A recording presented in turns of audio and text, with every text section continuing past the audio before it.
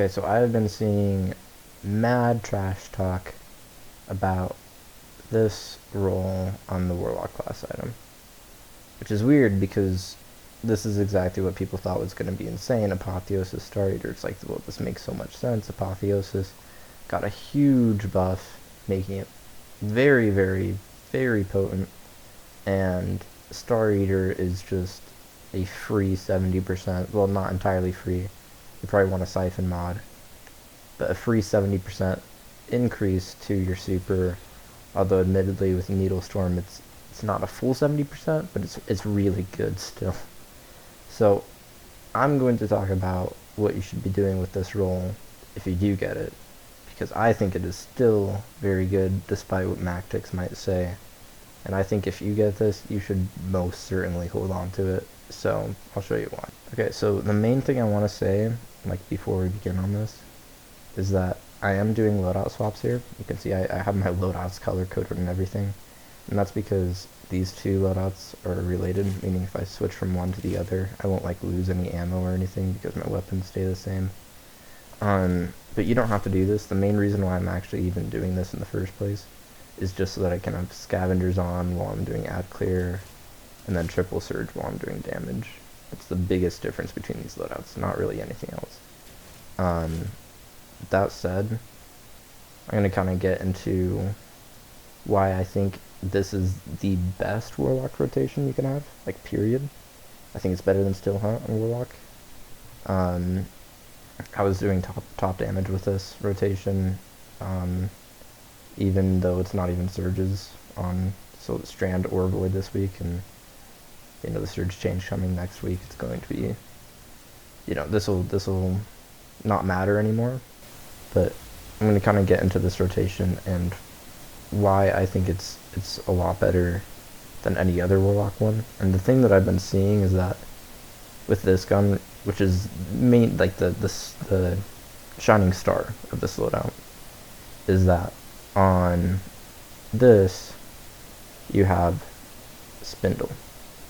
And this is the biggest, like, what we need to think about when we're using this weapon. And it says threadling damage increases this weapon's damage, and you can see in this clip that's about to come up kind of where this maxes out, and this is a very, very noticeable damage increase, but it maximizes at 25 threadlings, meaning you need 25 threadlings to get this thing to its full potential, but once it's there, it is just pumping. And that's why I want to talk about this class item right here, Apotheosis Star Eater. And yes, this is a really hard roll to get. I'm sorry. Might need to farm new activity a little bit, but I think it's worth it. If you don't have this, sure, switch to Strand and just use a normal Apotheosis, right? That's fine. But I think that this is better, even though you don't have Threat of Evolution. I think it more than makes up for it because you get Star Eaters on this, and then not only that, but you get Prismatic, which is great for ad clear, right?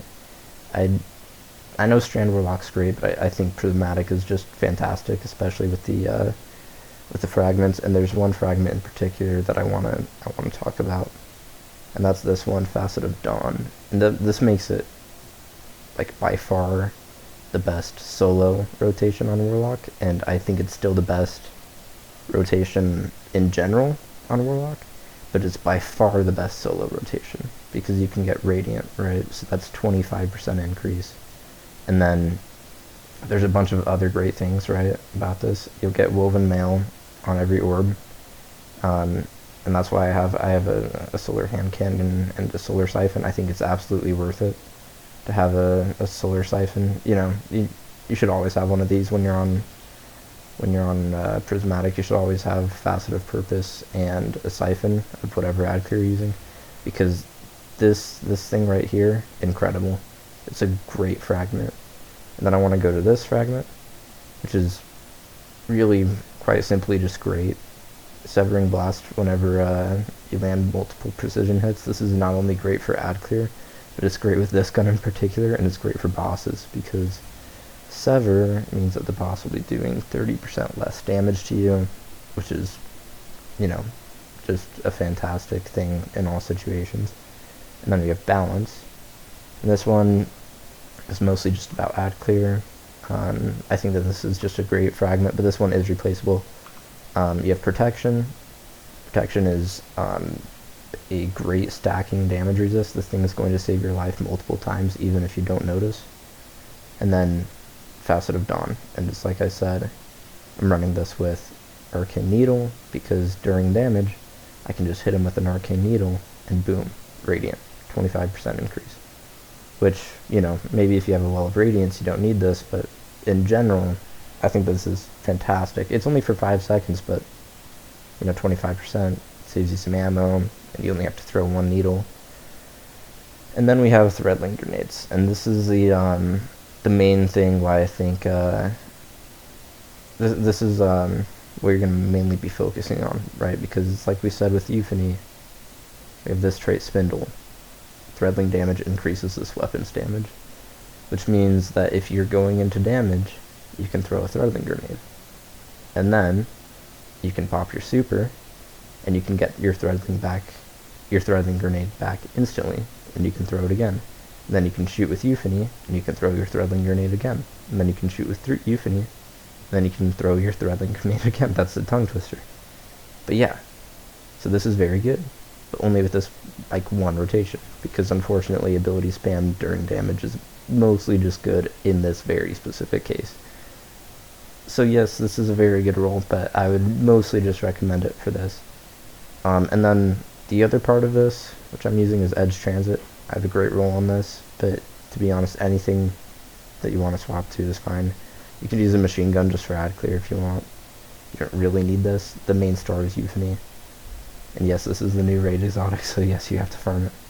But I'm just going to play a clip of what this looks like, what the rotation looks like. And then also I think it's worth mentioning that you can replace this this aspect with anything else if you want. Like, for example, Lightning Surge is absolutely fantastic. You could go with Bleak Watcher. There's a bunch of options here. But yeah, that's the main, I guess, gist of this.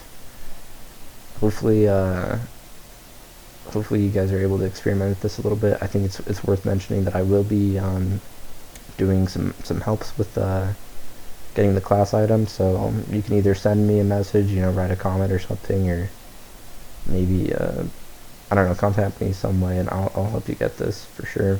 Like, especially if it's your first time, I want this to be something everyone can be enjoying, because I think that these are awesome. I have like 60 of them at this point and farming it. But yeah, I'm just gonna let the clip roll so you can see this rotation. It's like its fullest potential. I think it's fantastic.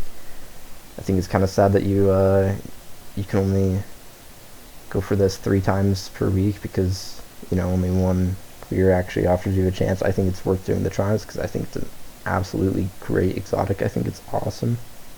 But yeah, I'm just gonna let the clips roll. So yeah, enjoy.